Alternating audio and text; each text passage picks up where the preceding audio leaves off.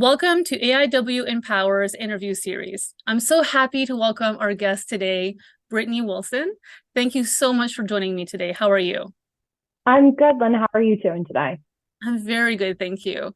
So let's jump right in to your journey. Can you tell us what you do today as your job? Yeah, so today as my job, I work as a learning and development manager. So essentially, I head up all learning, educational, training activities that are within my company, within my scope of work. So anybody at our site or location who needs to get certifications, needs to be credentialed, needs like more soft skill training on how to do their job better. That's what I really am, is I am a teacher for people in the workforce, right? And so hired directly by the company. So it's quite an exciting job. That sounds so fun. So let's jump right back to the beginning. Can Yeah. you tell us where you started and how it is that you got here? Yeah. So it's quite a long story that I'll shorten, right? As a young woman growing up, young girl growing up, right? We face a lot of suggestions along our way. And so I was always suggested you should be a nurse and you should be a teacher, right? Those were the two Mhm. fall twos for women, right? As I'm sure yourself and many other young women have faced as well. And I didn't want to be a nurse because I didn't like blood, and I didn't want to be a teacher because I didn't want to be around children all day, right? That was not what I saw for my day to day for me. And so I kind of stumbled a little bit for a while. So I decided to go into psychology, thinking, okay, that kind of gets the helping people aspect without the blood and without all the kids, right? So maybe I can just be a therapist. And partway through my education, I realized I really love the concept of work, right? Like I really just, it was very interesting to me how people could spend 8 hours a day and not enjoy their day, right? And so it was really, it just all of a sudden consumed me, especially in college. I was working a lot myself and experiencing things that I liked and things that I didn't like. So I figured, how can I bring those types of concepts and how can I make work a happier place for people? As once I graduated my undergraduate, I stumbled upon an internship in learning and development, having no idea what it was, having no idea like what I was getting myself into, and realized after a couple of weeks, oh my goodness, this is a teaching job, but for adults. And all of a sudden I was like, this is it. Like I am home. I figured it out, right? I don't have to be around kids all day, but I can still provide a service and I can still educate. And it just really fit for me. And that is where I've been pretty much ever since, is I've just kind of stuck it through and continued on to a couple different industries. That sounds really amazing. Like happenstance, but at the same time, it was kind of like a light bulb moment Yep. to come together. And can you tell us a little bit about the industry of the company that you're working in now? Yeah, so right now I work in chemical manufacturing. So it's a very heavily regulated industry, right? There's lots of rules, lots of safety things to think about, which I enjoy because it makes it very challenging. It's very different because I just came from tech. I was working in the high tech industry. And just before that, I was working in real estate. So I've been trying to jump around to different industries to really get a good experience for what's a good fit for me. Because again, like I can teach, but just like a teacher, it's, do you like the school district that you're in, or do you like Mm, the location that you're in? And so it's kind of a similar feel where you kind of get out and experience what else is out there. And so I've gotten a good feel for very different industries in my time. that's so interesting. So does it mean that there's a learning curve every time you're changing industry in your job, and then are you making curriculums? Are you the one facilitating? And you have to take all of that on to be able to relate that information back? Absolutely. Yes to all the above. Wow. So you can be really close to the people at work, or you can kind of be a step away, right? So when I worked in real estate, my job was to physically train other property managers. So I was traveling around and I needed to know how they did their job and how they did their job well, because that's what I did. So I needed to be in the nitty gritty and know how to do their job as well in order to train other people. When I moved over into tech, I didn't have to know software development, thank goodness. I was more in the soft skill side where I was really focusing on career development and leadership development and communication and onboarding and whatnot. So I really got a good, I didn't have to be so technical, but I really had to understand my audience still. I needed to understand, what are these software developers going through on a day-to-day basis, and what types of skills do they need that's going to help them in their career.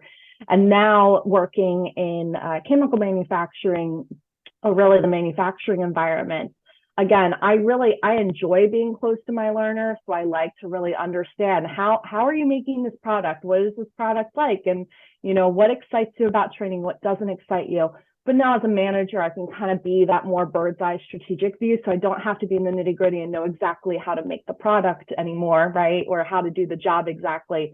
But I can really focus more on strategy and have my direct reports really focused on, getting to know the product very closely so they can really know the learner, and then they can inform me of that. Okay. So I want to flip it a little bit and look at the beginning of your career through a different lens. Mm-hmm. Can you tell us about some mistakes that you made early on in your career? Oh, good question. What were some mistakes I made in my early career? I would say some mistakes I made in my early career, thinking that I needed to be perfect in everything, and I was afraid to ask questions. Being a trainer, right? Being in the learning and development field, your job is to literally learn and teach other people to learn.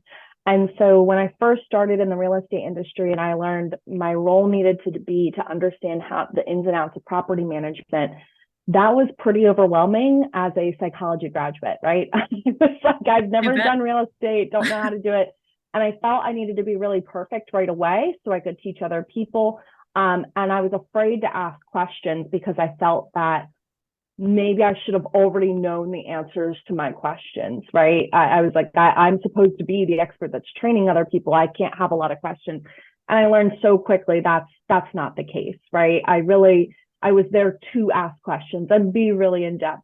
Even today, in my manufacturing role or in my manufacturing company, I was out on the shop floor today, shadowing and really trying to understand a different part of our manufacturing process.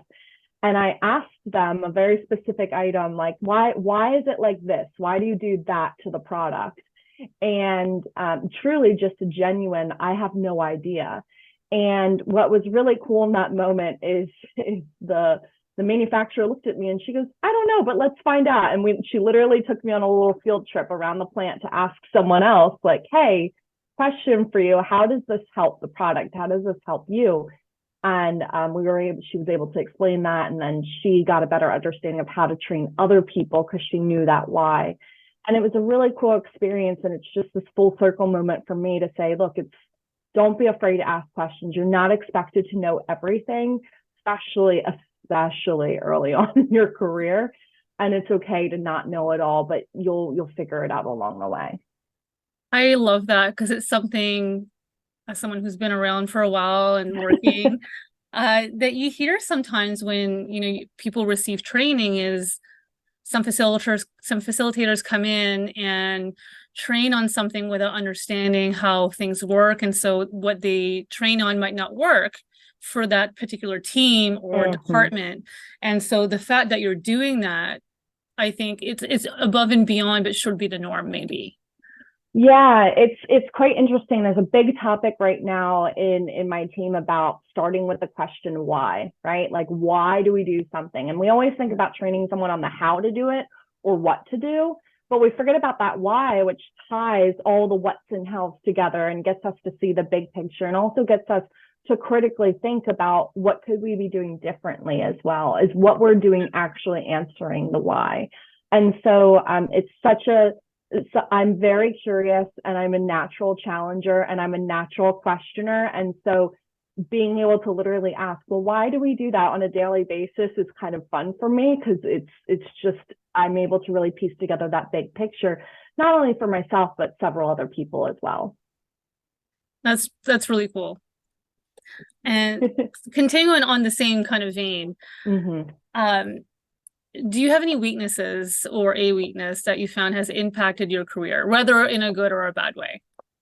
Yeah. So I guess the definitely tied to the asking questions, right? Or I would say one weakness that I'm still overcoming is the asking for help, right? So asking for a very specific question, which is, can you help me? I've definitely, along my career, I've tried really hard to just take on as much as I can. And in an effort to, at first, it was very much an effort of like, I want to help people and I want to achieve things, right? Like I really want to be a high achiever and I want to get stuff done. But also it was, I want to help people, but there was no filter for what type of help I wanted to give people. It was just, I'll help with that. And you can help with anything and everything that is, there's always work to be done. So I was always helping in these random projects because I just raised my hand. And so no was not a word in my vocabulary for a very long time. And it took quite a lot for me to step away from that. I got some advice from a mentor who said, if you, she asked me, like, what about helping people do you like, right? And I couldn't answer that question. I was like, just everything. I just like helping. And she gave me the perspective and said, you should be helping on things that help you move in your career. Because what will happen is, one, it feels self-serving at first, right? You're just helping, you're only helping so you can help yourself. Like it felt a little dirty to me at first, but then over time I realized, wow, like, no, if I help in the areas that are really interesting to me, I get that much more energetic. I have that much more energy. I have that much more capacity. And then the people that I'm helping really feel that as well. Instead of me just being burnt out all the time, working 15 hours a day because I raised my hand for everything. And so, and it can come off quite bad. I was told by a good friend of mine, she's in my peak yes days, right? She said, Brittany, it's like you're trying to be Superwoman. And I felt awful because I'm like, I never want someone to think that I'm better than them or I can handle more than they can. Like I was just truly like, no, I really want to help. Like this just excites me and I want to do everything for you. And how it came off instead was, I want to help you because I'm good at that and you are not. And that's not at all the persona or the perception I wanted to give people. And so when my mentor really reframed it as help in the areas that are going to help you move your career forward, that completely reframed it for me. It gave me more not excitement, but it just gave me more of a strategy to say no. And I had very close teammates and I told my teammates this. And so there were literally meetings when we would be in a meeting and I would raise my hand to say I could help with something. And I would have a teammate unmute themselves, speak up and say, no, Brittany will not help with that. She says yes too often. And it was like, I had such a good relationship and friendship with the people in that team that I was like, thank you for doing that for me, right? Like I couldn't help myself and you helped me. I appreciate that. And so really that was a really big weakness of mine for a very long time. And I didn't realize how much it was impacting other people. And now learning to say no and saying, I can't do it all, right? I just can't, no one can. And it's okay because then the things that I do are very strategic, very impactful, and they really align with what I'm interested in and they align with the business as well too. So do you think that having that weakness has been one of your career challenges? Absolutely. Oh yeah.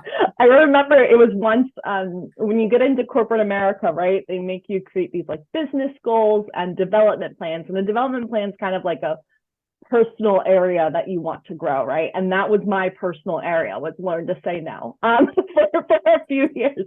Like that was an area that I was like, yeah, I should add this on here so I know how to do this better. And yeah, it was definitely a challenge. The last question, I think, in this vein, I always find very interesting. Do you have a career setback that you faced that you later realized was actually an advantage? Yeah, a very recent one. It's still pretty fresh. When I was part of the mass tech layoffs that had happened at the tail end of 2022 and beginning of 2023. I did and did not see it coming, right? There were some signs, but I just thought, well, it's not going to happen to me. Or, I just thought, oh, no, everything will be fine. So when I got laid off, that was a huge setback. I really enjoyed the company that I was working at. I really enjoyed the people that I worked with. And it was such a hard, I just started a brand new role too. I was only a few months into the role. And so it was such a shame because I was so excited to try something new and head down a different path. And it was such a huge setback, I thought in the moment, because of course you're left without your income, you're left without a job. This is at the tail end of all the tech layoffs. I was laid off in March. And so there's thousands and thousands of other tech employees who are also looking for work, right? And that was really difficult. And I will say it's one of the big downsides of learning and development is, do you need to educate everybody at work all the time? And we don't really bring in money, right? So it's when a company needs to make cuts, that's one of the positions that they consider. And so I was competing against thousands of other learning and development professionals as well. But it gave me the opportunity to take a step back and say, okay, what do I want to do? What do I want out of my career? What do I need out of my career? So I had set very clear, like a very clear short list of what do I want in my career, my next career move. And I was like, I want to be a manager, right? I'm going to be in learning and development and I want to be a manager. I was like, I want to lead people. I got some pseudo experience with leading people before. I was a track and field coach for a really long time. And I really enjoyed that type of leadership. And I wanted to get back into that. I really enjoyed just developing other people. So I wanted to have a team of people to lead. I wanted a pay raise, right? I was like, if I'm going to get a new job, I'm going to go up in money, right?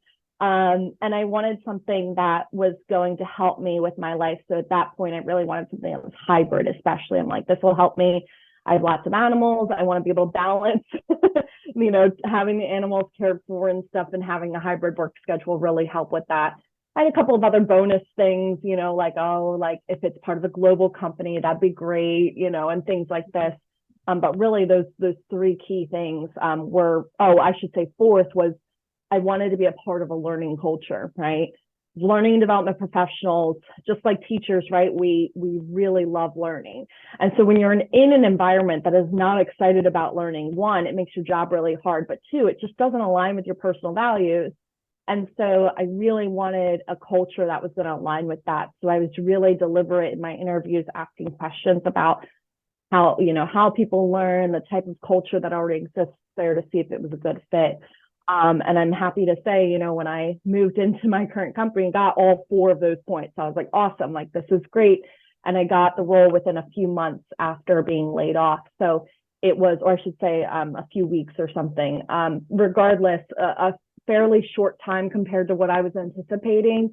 And I was really, again, I wouldn't have gotten this leadership role at my last company, right? And it was extremely competitive, and there really wasn't a lot of opportunity for growth. And I was not even considering looking outside of the company. And so, it forced my hand to look outside the company.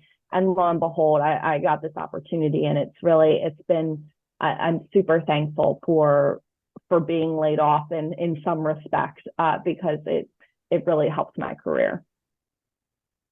It's amazing sometimes the way that things happen, and the fact that you were able to get all four of your goals is really it's not incredible, because obviously you deserved it, but I think it shows your value, and it shows that not every single company will view it the same way. Absolutely. Yeah, more so, right? It was difficult because myself, along with other learning and development professionals in the company, also got laid off, right? And so we were all looking at the same types of roles. And so it was really disheartening in the beginning to feel, wow, like, am I going to get what I need? Is there even is there even opportunity out there? And I learned through this experience, like, first of all, there is opportunity out there, but I should always create opportunity for myself, right? this was a role that I've wanted for a while. Like I knew I wanted to be a manager. I've wanted a pay raise just like everyone else, right?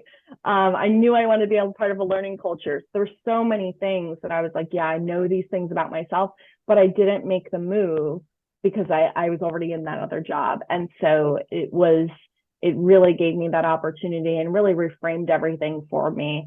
And I'm just, in many aspects, I'm thankful that it happened to kind of force my hand and make that change. So let's flip it out of the negative. What do you find has been your biggest success factor? Oh, good question. I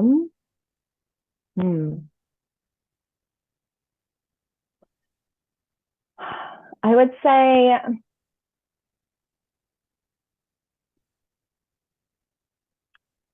good question, Lynn.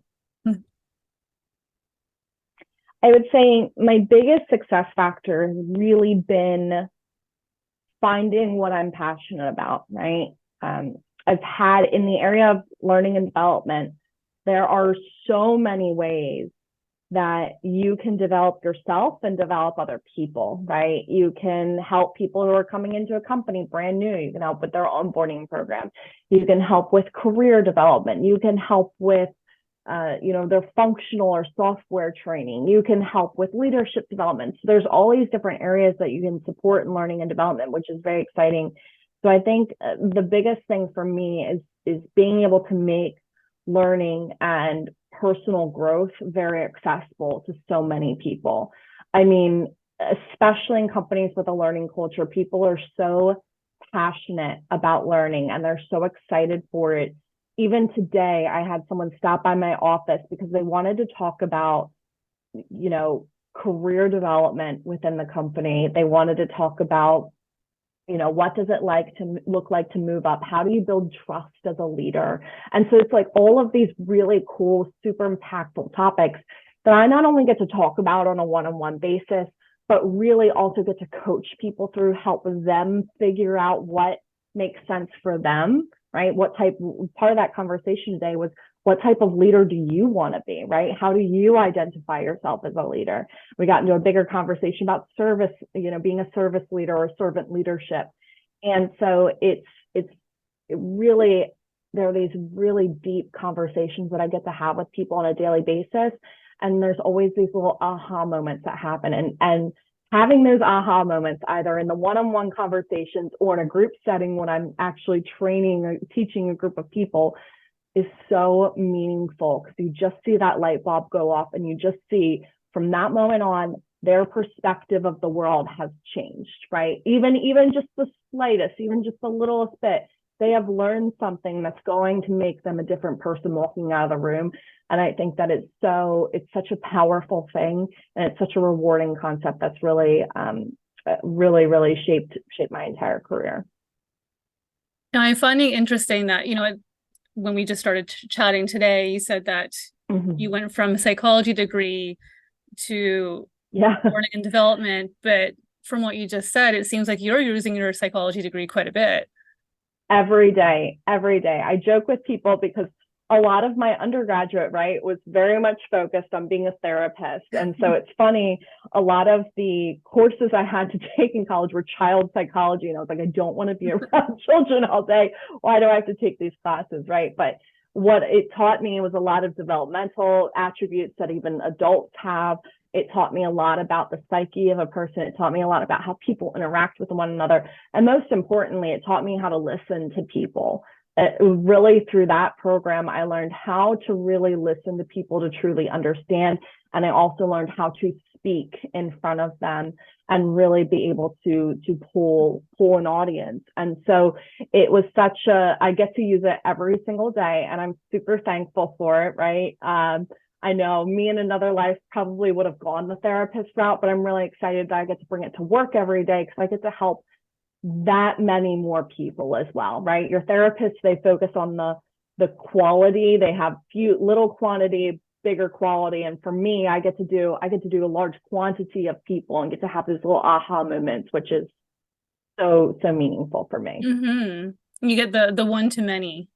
Yes, yeah, absolutely. So when we previously chatted, you mentioned that Mhm. your mother and grandmother both had really strong work ethics, and it's really something that you wanted to take on in your life, but you wanted to ensure that you were not surviving, that you were thriving. Can you Yeah. explain a little bit of what you meant by that? Yeah, so I grew up in a household with my mom and my grandmother. I was very fortunate to have my grandmother growing up. She really helped us keep our household together. She, she helped us make sure we were awake in the morning, to go on the school bus, that the animals have been fed, that, dinner is ready when we get home. So my grandmother just had the strongest work ethic. Like she did not stop working. It's just day in, day out. And my mom was the same way. My mom worked at least 2 jobs at a time, right? And it was really to feed the mouths of me and my brother, right? And it was something that I grew up very quickly learning work ethic, just watching them truly, and thinking, well, that's the standard, it's just this constant revolving door of work. But what I witnessed in them is, it wasn't really, they weren't really thriving, right? It was working to make ends meet. It was working because you had to, period. And I had gotten some glimpses of some, students with their parents who they were like, oh, my mom loves her job, this, that, and the other. And I'm like, wow, like people can love their work. That's so interesting. I thought you just, you just work day in, day out, and that's it. And it really brought this light bulb moment to me of how can I enjoy my work and how can I help other people enjoy their work? I mean, there's that statistic, right? That you spend a third of your life in work, right? 8 hours a day you sleep, 8 hours a day you work, and the other 8 hours you spend doing stuff around the house, probably, right? And so, at least that's what I do. And so, there's not a lot of opportunity for you. So why not make that opportunity at work more for you?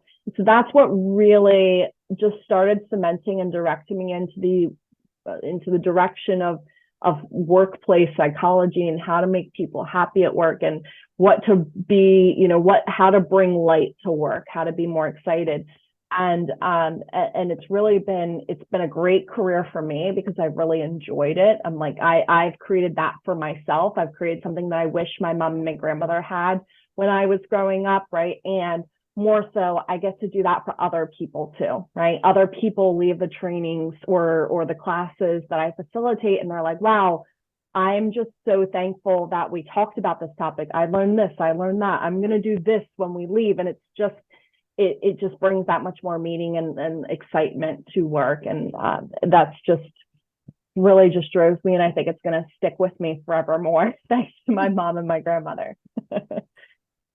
I think it's great that you were able to observe and avoid the kind of sacrifice that they made.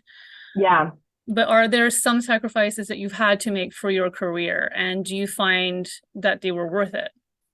Good question. I think I have had to make some sacrifices for my career. I think it did they need to be made at that point? Yes and no, right? So early on in my career, I had dedicated a lot of hours, a lot of time just working.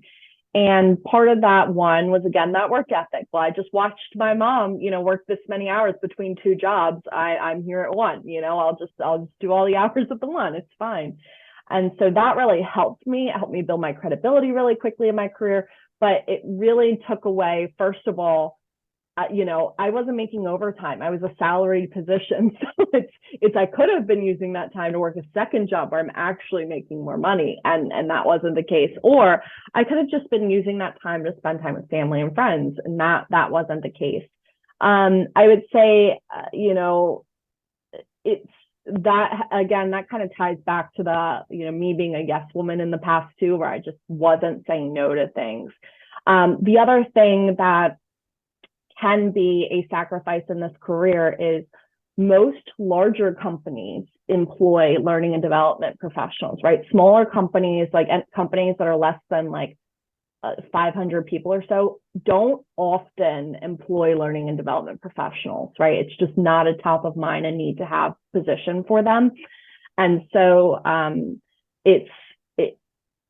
that then dictates where you live, right? So for example, when I got laid off earlier this year, it's at, 3 years post the lockdown of COVID. And so now companies are saying, well, now you have to be on site or hybrid. Whereas during COVID, it was completely remote, right? And so that really made it difficult. I had moved out of the city and it made it difficult to be like, oh man, who do I like, where can I go for work now? Most of them are hybrid or on site, right? And so the position I took now was hybrid, right? And so it really reduced the number of places I could apply because there weren't a ton of roles that were remote in learning and development just because the company changed their policy. There are a lot of learning and development roles that can be absolutely remote. So I've been in learning and development remote roles where they are completely remote, where I didn't facilitate in front of a class. I was facilitating over a computer screen, right? And so we're working part of a global team. There's no way that we're all sitting in a room together. So I would say definitely the time was a sacrifice that I needed to make. Did I have to make it? No. And then, the location though, definitely of where you live can be really, really influential in finding work in learning and development. So I guess for people looking into this kind of career path, there are some options depending on what you're looking for. It is possible. Absolutely. Yeah, it's definitely possible. I will say, at least in today's market, again, mid 2023, you're looking for a learning and development role that's remote, it can be quite challenging because there's a lot of learning and development professionals who are like, I'd love to work remote, right? Because they too have likely lost their jobs from the tech layoffs and are looking after they moved out of the cities and whatnot. So it is quite competitive looking for those remote roles. I think that's true for any remote role though. It can be quite competitive, but if you live in the outskirts of a city or in a city near a big hub, then it can be really a really great resource to be close to that city because you'll have employment opportunities to teach in person there. Mm-hmm. And so through your own experience with, your either degree in psychology and then doing the same type of work, but for real estate, for tech, and now for, more chemical-based company, and also based on your experience with other people that you're helping to teach and facilitate courses for and learning and development, what do you find are the benefits of a non-linear career path?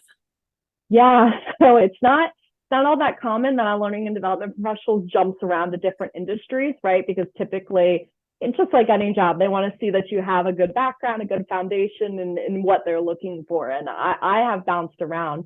And so I have enjoyed that because that's just who I am. I am a continuous learner. I always like a new challenge. I always like challenging my perspective on life and on the world. And if I am in any place for too long of a time, I know I'll get bored, right? I know I'll just be like, oh, okay, I know a lot here, and there's not enough unknown for me to be motivated to stay. And so it was always really important to me that I tried out different things to see what was available. And so that's been really beneficial for me because I can just take my foundation of learning and development and apply it from place to place. Don't get me wrong, though, there were certain opportunities that interviews that I had where they're like, you don't have experience in this industry, though, or you only have so much experience in this industry, right? They really were looking for someone to stay in a certain industry and move up. But for me, it's been really beneficial for me because it's really rounded out my experience. And especially working in different industries, there's different cultures, right? So I took a lot from what I learned in the real estate culture and applied it to tech. I took a lot from what I learned in tech and applied it to the manufacturing industry already. And so there's lots of ways that I can just challenge the system as a whole and really get a lot of people to grow outside of their normal industry, outside of their comfort zone, just with different perspectives that I can bring in. So you find it's more of widening your foundation? Absolutely. Yeah. Because I think that there's so many different aspects to every industry that you can really learn from and help build yourself, right? In real estate, I learned the importance of building relationships, right? Real estate is very much a relationship focused industry, and it's also a strong community focused industry, right? So those were two attributes that really developed me and how I work. And today I would say one of my best skill sets is relationship building. And that's thanks to, of course, some support with my psychology degree, but really thanks to the real estate industry and teaching me how to build relationships, how to maintain them, how to influence people. And then also tied really closely to my core value of, building a sense of community and supporting a community. Going into tech, I learned the importance of innovation, right? Of challenging the status quo, of trying new things, and how to create an environment where people can do those things. And now I can bring all of that with me to manufacturing, right? Manufacturing can be a really regulated industry. And so now I'm constantly challenging the status quo of, well, how can we try new things, right? I know these are the rules and that's what we've done, but how can we try something new, right? And should we try something new? And I use my relationship building capabilities to work with to work with the manufacturers, to work with the leadership team on different initiatives as well. So by moving around and building this wide foundation, I've just kind of got, I'm working on my jack of all trades hat, of different capabilities and different strengths from every industry. So with that in mind, or maybe not that in mind, where do you see yourself in 5 to 10 years? Oh, man. I'm so bad at answering this question. That is such a great question. I'm always up for changes, especially after being laid off too. I'm like, I don't know, hopefully, hopefully that doesn't happen so quickly, So for myself, I still probably see myself in some capacity of the learning and development field, right? I definitely see myself really working with leadership to change cultures, for example. That's something I get a little dabble in right now. And I just find that so thrilling is to, if you're working in a company and the culture's X and they want it to be Y, well, how do you get it there? And right now I'm working on the learning piece of that, right? There's a big piece that learning and development can support with that. And so I get to kind of help with those projects. And I think that's so interesting because it's just such a complex topic. And the other thing that I really love is the topic of career development, right? Of how can you develop in your career in whatever direction you want. And that's something I gained a passion for many years ago, even all the way back in school. I just was always drawn to this way of being able to grow while you're at work and how that can spill into your personal life and whatnot in a very positive way, right? And so I definitely see myself more in the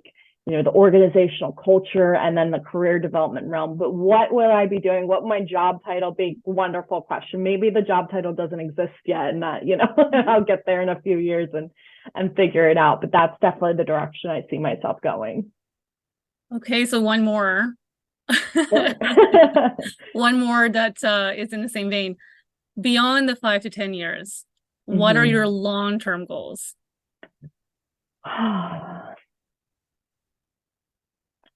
Good question. I would say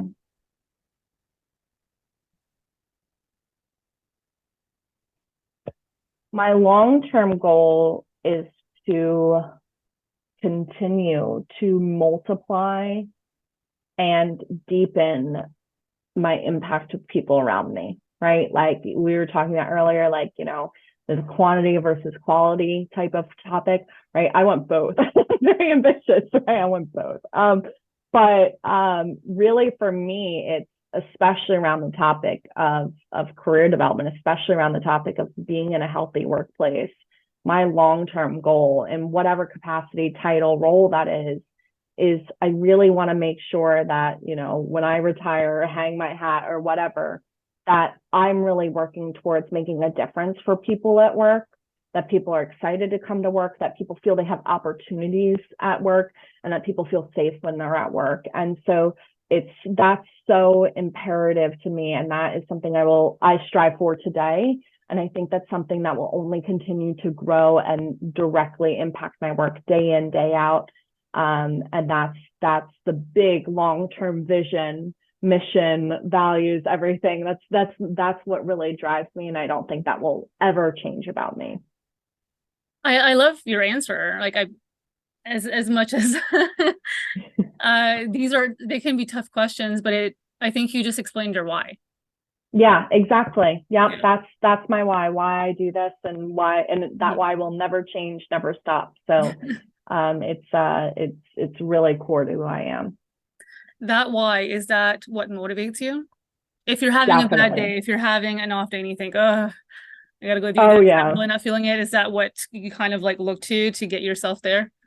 for sure. I mean, today was maybe not today. Yesterday was one of those days where it's just back-to-back meetings all day. That's the downside of corporate America. It's all those meetings, and it's like, oh my goodness, I'm just in so many meetings. And today though, being able to be out on the floor and sit down, like really talk to people on the floor and figure out like, why do you do this? What do you do that? I spent an hour with a new supervisor talking to him about his onboarding and what was and was not going well with onboarding, right? Like what we could have done better to support him. And even a conversation like that, it's like, wow, I was getting a lot of feedback of what we could have done better, but that excited me. Like I was like, great, how can we change it? Tell me what I could be doing better to support you. Then the next hour I'm spending on the floor talking to one of our manufacturers about the role she does and how she trains other people and how I can help her. And then later that day, I have someone who's asking me about how to build trust in a team and career development, all this stuff. And it's moments like that I'm like, wow, yeah, that definitely, you get those one-on-one moments that go really deep. That really excites me. And then right now I'm designing trainings for the entire site. And so now I have that scalability of great. Okay, I had those like deep one-on-one moments, but now I have the ability to really quantify what we're talking about as well. So it's after all those corporate meetings and all of that, after that I really get to do the great work of really helping people grow in their role. I think what I hear a lot from, you explaining what you do, the nitty gritty, going and Yeah, talking to sure. people and whatnot, is that you're an ally to each of those workers because you're not just teaching them what they need to know. You also want to hear back from them individually Yeah. and make sure that each person gets what they need. So, it's much more than just learning and development. There's things involved that each person gets their own kind of specialized Yeah. piece from you. Yeah, absolutely. I was just telling a member of my team last week, I said, look, when it comes to training, there's always going to be this scope, right? There's always going to be the spectrum of learners who enter the room on any given topic. So we're about to roll out one very specific topic at our site. And they said, well, some people, yeah, really know nothing about this topic and need to be taught it. And other people know a lot about this topic already. Nonetheless, we have to facilitate to the entire site. And so they're asking me like, how do you manage that, right? Like, how do you manage a classroom that has that full spectrum? And I said, my goal of every training that I ever create is that someone walks away with one nugget of information that they didn't walk into the room with. And to do that, you really need to individualize it. You really need to get people to reflect upon themselves, to reflect upon their relationships, to apply things that they've learned into their day-to-day life.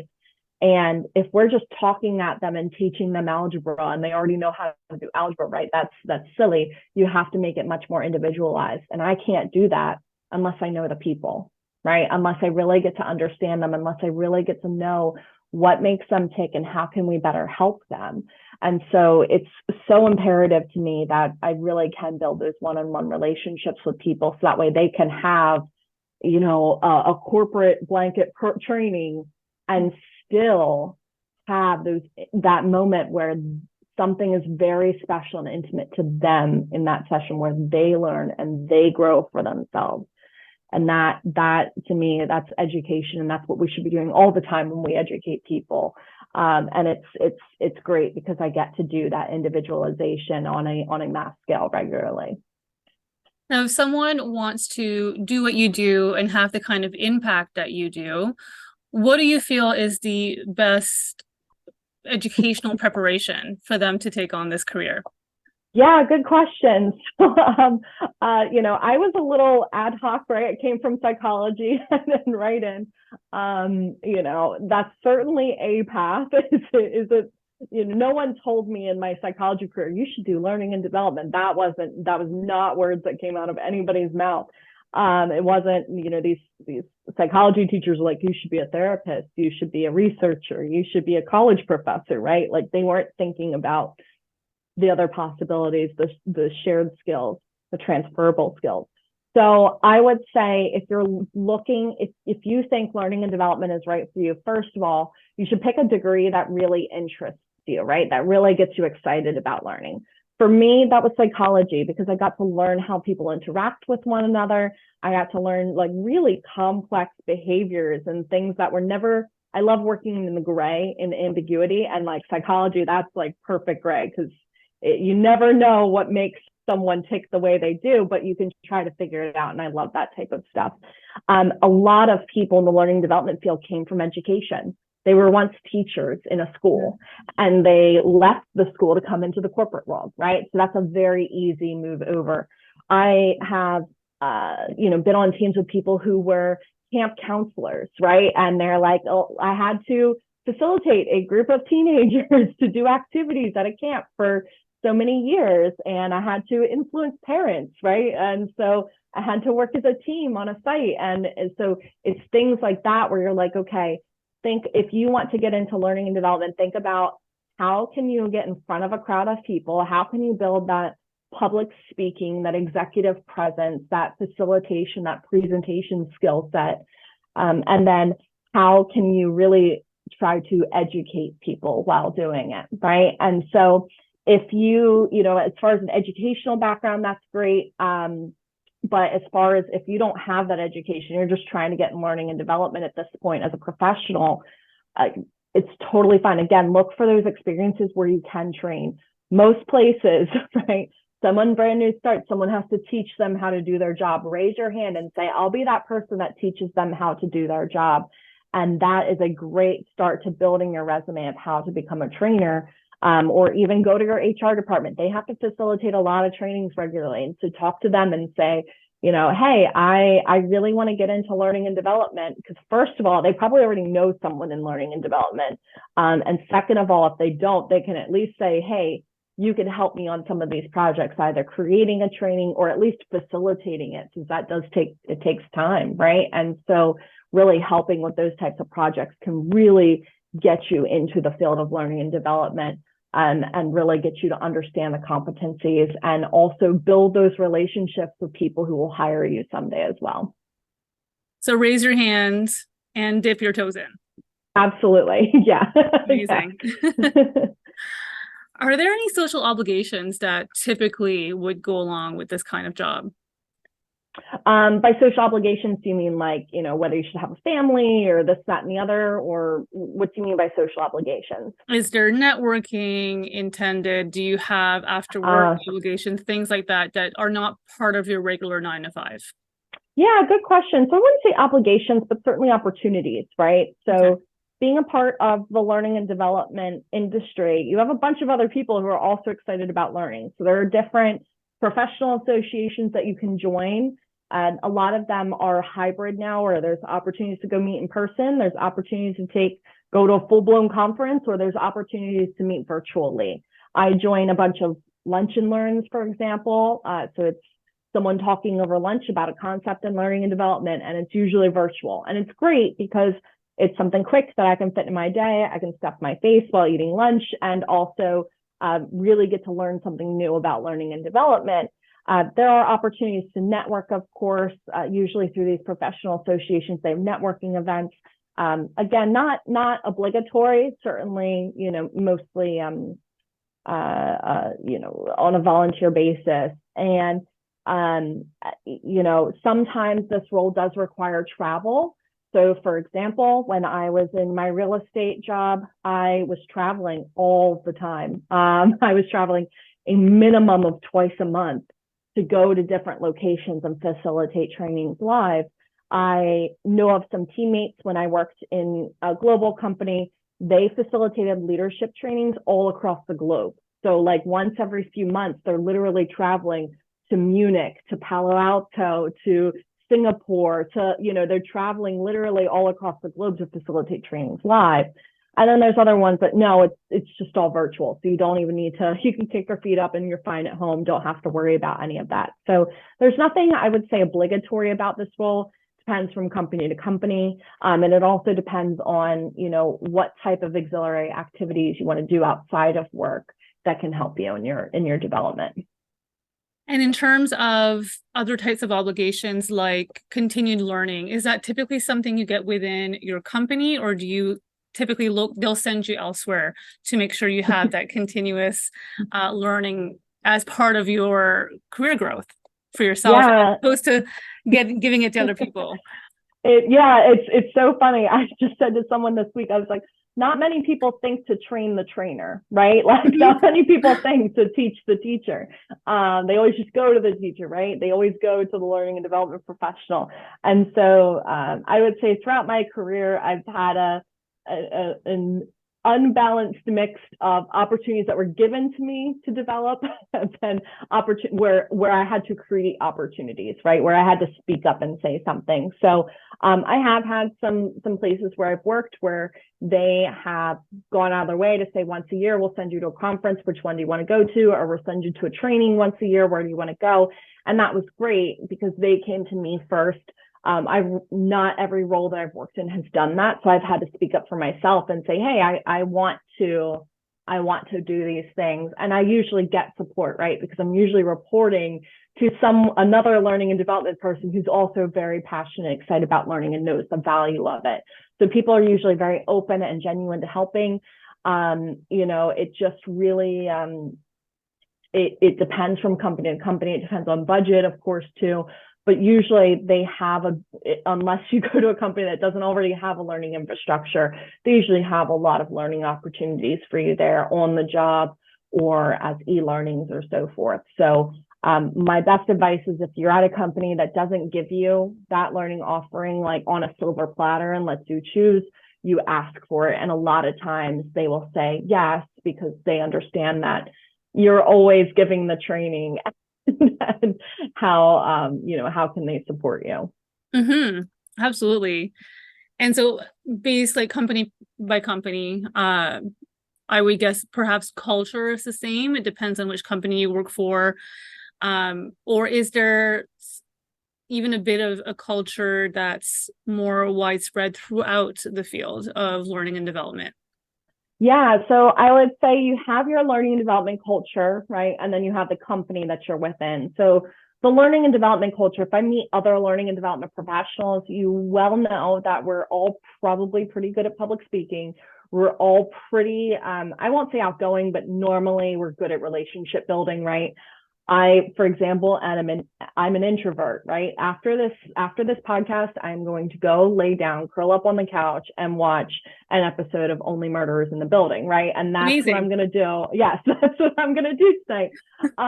But most of the time, right, people who get up in front of a classroom are very like extroverted people. Nonetheless, I would say as a whole, the field really values building relationships and meeting people and good listening skills and whatnot. So you typically come across these people who are extremely approachable, who are good at speaking, who really are passionate about learning. They're usually very innovative. They want to see new ways that you can teach things, new things that you can try. Now, from company to company, the culture can vary quite differently, right? I've worked in very rule-based organizations, and I've worked in organizations that are very carefree and flowing, right? And I've worked in organizations that value relationships so much. And I've worked in organizations where they value good processes and systems more than building relationships with people. And so it really depends from place to place that you work. What that ends up looking like. But overall, if you are surrounded by other learning and development professionals at your work, they typically are, approachable, knowledgeable, excited to learn, willing to try new things as a culture. It's kind of cool to be able to be part of two different cultures, your company culture and then the culture that lives within the field itself. Yeah, because it's nice, especially working in manufacturing, for example. When I first came to manufacturing, I immediately just started looking for other learning and development professionals within the company and other learning and development professionals outside of the company who also worked in manufacturing, because they could teach me, okay, Brittany, like, this is the way you have to think in a manufacturing company. This is how you have to go about it. This is what drives them. These are the concepts you have to think about. So it's nice to kind of have that support system and those people that you can build relationships with across companies. And they're usually all very approachable. I mean, I can cold message someone on LinkedIn, and a lot of times they will answer because they're willing to help and willing to support. So it's really a great community to be a part of. And it's really, you never feel alone, which is really nice. That's so wonderful. It can be really important just to have some kind of continuity Yeah, in that. absolutely. So the opposite of continuity for the next question, what are the current issues and trends in the field that those who are interested should know about? Anything coming up that could be a bit disruptive? Yeah, so one, of course, in all the industries, I guess, is artificial intelligence, right? So how do you bring artificial intelligence into learning and development? For years now, we've already had artificial intelligence in learning and development. We've already been using it. Now it's become more mature and more visible to the end user, right? A lot of times the end users didn't even know they were using artificial intelligence when they were engaging and learning a lot. And so that is the next thing I would say that's going to be quite disruptive. And I don't mean disruptive as a negative term by any means. I actually mean it quite positive. I had actually attended one of those professional associations. They had a session on how is artificial intelligence going to change learning and development. And I had attended, and there was a speaker, it was a panel, and there was a speaker on the panel who he had opened his own startup, and the business was a artificial intelligence tool that can create trainings for you.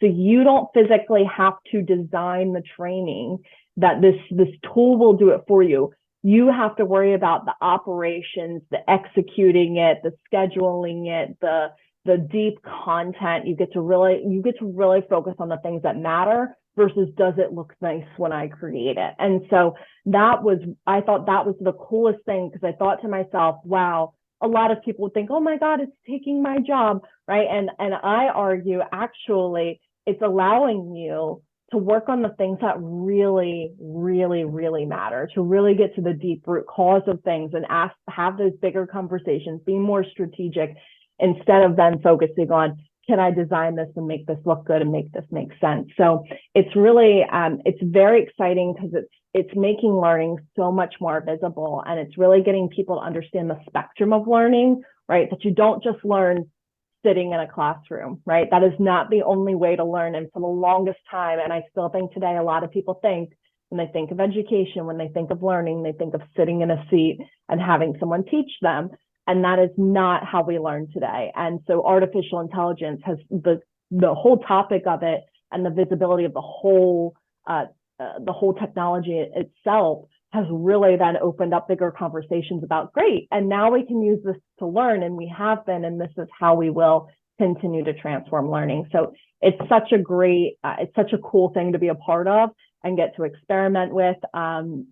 Also, like, even in this role that I just took, the very first conversation, my manager was like, I'd love to use virtual reality and artificial intelligence. How do I do that? Right. And I was like, that is so cool. Like, this is such a great thing that, 4 years ago, someone wouldn't have said that to me. Right. Or it wasn't likely someone said that to me. And so now I'm networking with other learning and development professionals across various industries, asking them, how have you used artificial intelligence? How have you used virtual reality to teach people in learning and development? And it's been such a cool conversation, and it just keeps you on the edge of your seat, and really just, again, it will disrupt the industry, and it is disrupting the industry, but in such a positive manner. So it's something, if you learn to use it properly and embrace it, it can really enhance the work. Absolutely. Absolutely. In terms of the field itself, are there any challenges within the career that are more typical for people to come across? Hmm.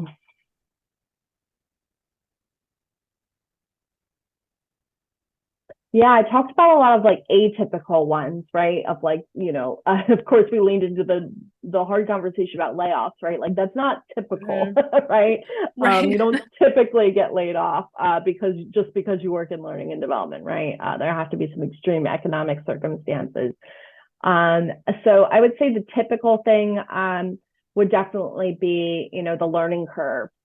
I came into, anytime I change an industry and come in, people look to you to teach them, right? You joined and they're like, great, you're gonna teach me how to do my job better. And I'm like, I just showed up. Like, I don't know how to do anything right now. Like, I don't even know how to log my time. Like, let alone teach you how to do your job. And so that's the difficult thing is people expect a quick learning curve. They expect you to Yeah. already be on your part, if not above it sometimes in learning and development. That's not always the case. And it's not a blanket statement. Not everybody feels that way. There will always be people here who are like, Brittany, I've had people who are like, I'm patient with you, Britt. It's totally fine. I know you just joined. It's okay. I don't expect you to know the answer, right? And there's other times people come to you. I just had this week where someone was like, Britt, I got to talk to you about this training. And I'm like, what do you need? And he's like, well, I've never trained it before, so I want to know how. And I'm like, neither have I. I've never trained that training either. It's a very like manufacturing specific training, right? I'm like, I've never even done that job, let alone trained other people how to do it, So sometimes, right, it goes up and over people's heads with the like, oh, I just thought you knew that answer because you were the trainer. And so I can be quite a challenge sometimes. But what's nice about being in this role is if you explain, hey, I've never done that before either, but let's learn together, right? Tell me what you need. Let me, you ask really consultative questions to help them find the answer within themselves or help them find out who can answer those questions for them. And then you learn through that process. I mean, even today, right? I mentioned I was shadowing that manufacturer. I asked her, why did they do a specific thing with the product? And she said, I don't know, and took me on a tour to meet with an inspector of our product and said, went to go ask the inspector, why do we do this? Like, how does it help you guys when you're at inspection? And so, we just try to figure it out together so that way we can really create that big picture and create a better learning experience. And so you've told us about, going on tours and meetings and whatnot. If you were to describe a typical day or a typical week, what Yeah. are your regular responsibilities, tasks? What is it like for you? Yeah, so as a learning and development manager, right, my day is a little bit more strategic and relationship building than it might be as just like learning development specialist or learning development consultant. So I would say a good fraction of my week is meeting with the leadership team of our business, right? So actually meeting with our operations teams, meeting with HR and whatnot to figure out what are the learning needs within the company. So in learning and development, we call this needs analyses, right? You try to figure out what is the need, analyze it so that you can know what to train on. And so I spend a lot of my week doing that. I also spend a lot of my week educating people on what training can and can't do, right? Some people think like, oh, well, you'll train someone and then their behavior will change forevermore. And I'm like, nope, that's not the, just because so-and-so taught me, geometry in high school doesn't mean I remember everything of it, right? And so it doesn't mean I apply it, doesn't mean I change my behaviors thanks to geometry, right? So it's, I'm also advocating for what learning can and cannot do in the scope of it. The other part of my week, I still get a little of my hands in the dirt and I am designing trainings throughout the week as well. So if we have to do something site-wide or working on big initiatives, I'll design the trainings. Another part of my week, I'm also facilitating trainings as well. I am doing a lot of consulting. So people will ask me like, hey, Brittany, I think I want, I just had a conversation a few weeks ago with a manager who said, I have this team of people. Half my team is super tenured. They've been here for 15 years. The other half of my team has all been here for less than 4.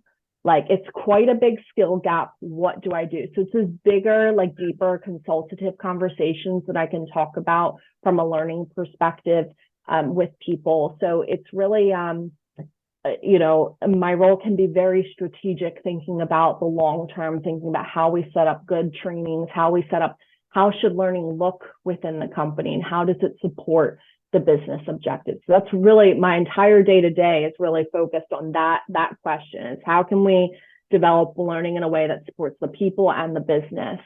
And so I have various actions throughout the week that will support that. That sounds really interesting. Like, you get to do different things, but with the strategic lens, you're really taking on that leadership and wearing your manager hat straight on. Absolutely. It's a super influential position, especially as I've learned in manufacturing, because training touches so many aspects, right? Learning and development touches so many aspects of the job. And so it's a very highly visible role because you get to collaborate with so many different functions within the business. And it's a highly influential role, because you're really influencing all of those business leaders. And that has been learning and development through and through. That's not because I'm in a manager role right now.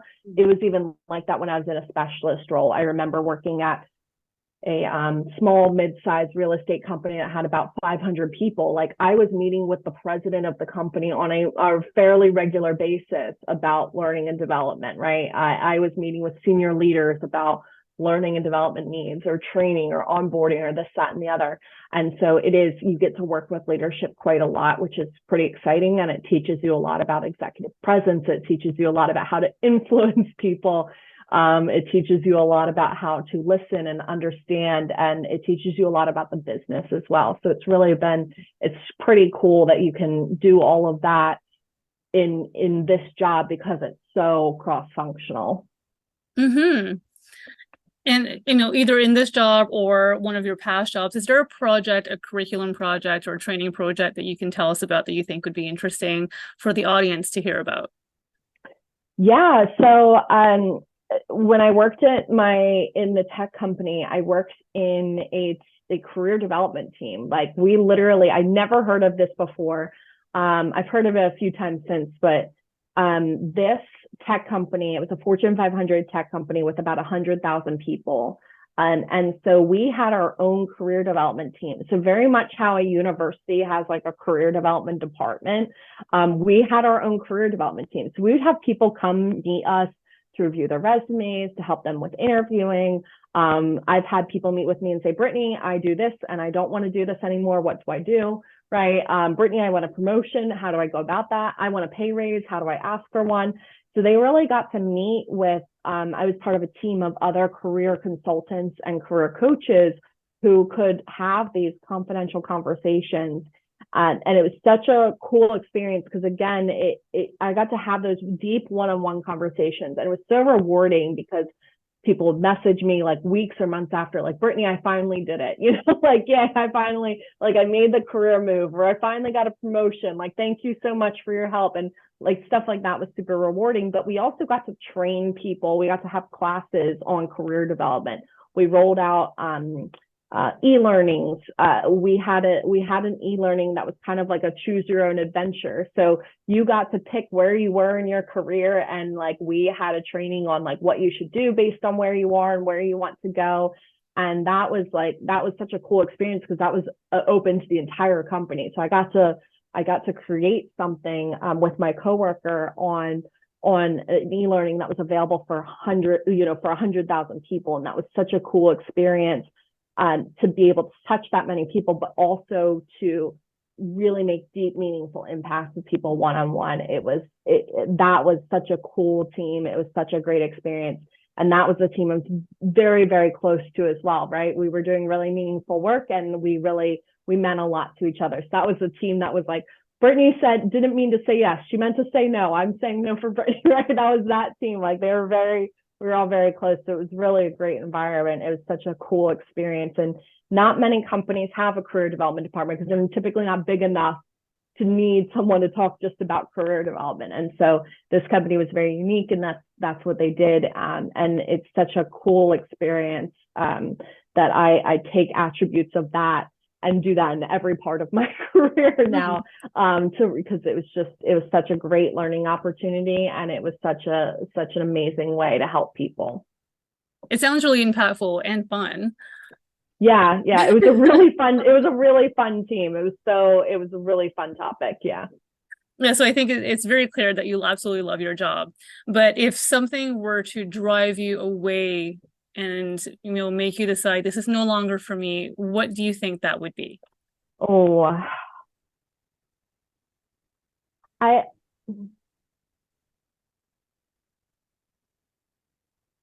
would ultimately be I think it could be a couple of things, right? Which I don't know that's too,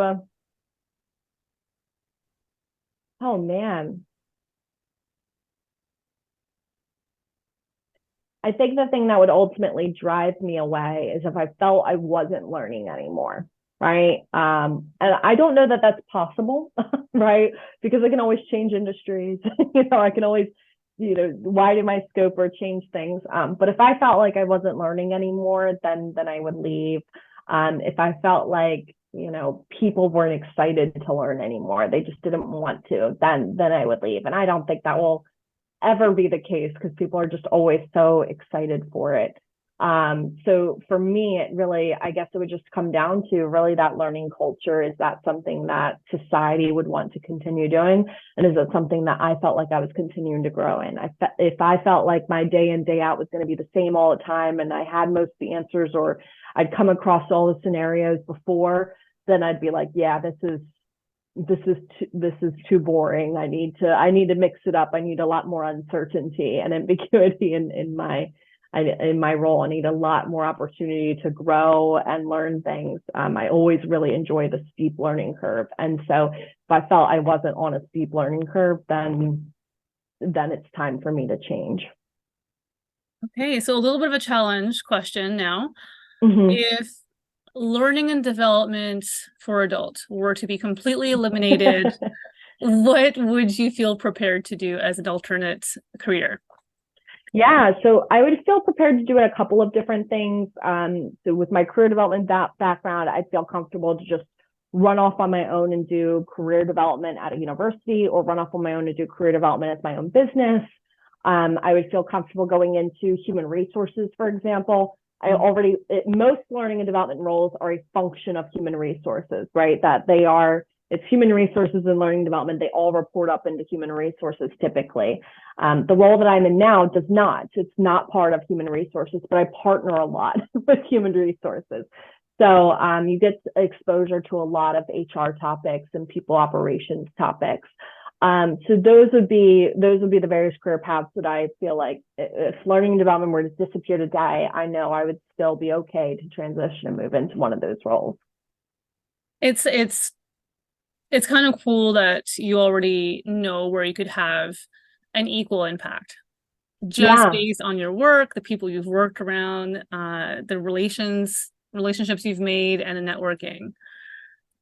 Yeah, it makes you, that's the thing about learning and development, is it's always making you think about the what if. It's always making you challenge yourself and your status quo. So I've never thought about the concept of, well, what happens if L&D or learning and development didn't exist? But I know my answer right away. I'm like, yeah, no, I feel really skilled up in these areas. And that would help. I mean, other professionals, they might say, oh, I would feel really good recruiting, right? Like sometimes learning and development can work really closely with recruiting. Others could say, oh, I would feel really comfortable working in operations. So because you have to figure out, the financials of a program, the budgeting. You also have to figure out the end to end, right? Like, how do you identify someone who needs to go into training, and how do you go all the way to the end of it, right? How do you make sure that you walk someone through that entire experience? And that's very operational heavy, very process heavy. And so, some people feel really good about going into operations and whatnot. So it does really provide, there's a lot of transferable skills in this field that can help you move into different types of careers. That's wonderful. It gives you various options, even if you decide that, I want to try something else, you have options. Yeah. Yeah, absolutely. Brittany, I want to thank you so much for joining us today. I think you've imparted some really important and interesting information for people. But before I let you go, I'd love to give you the floor. If you could just think about some advice you'd love to give people who are either considering going in this field or who are already studying or starting off in this field. Yeah, so I would say the best advice I would give is lead with your values, right? Really think about what matters to you, what makes you tick, and use that to help you behave every day, to help you influence what projects you choose, to help you say no to things, to help you say yes to things, to help you decide when it's going to be for you and when it's not going to be for you, right? If learning and development were to disappear tomorrow, right? Or if you were to be tired of it, how would you know and what would you want? Regardless, just really always be self-reflective, be really intuitive, build that intuition muscle to help you realize what are your values, when are they changing, and is what you're doing today always aligning with what you want to do today and tomorrow. Wonderful. Thank you so much, Brittany. Yeah, thank you so much for the opportunity. I really appreciate it.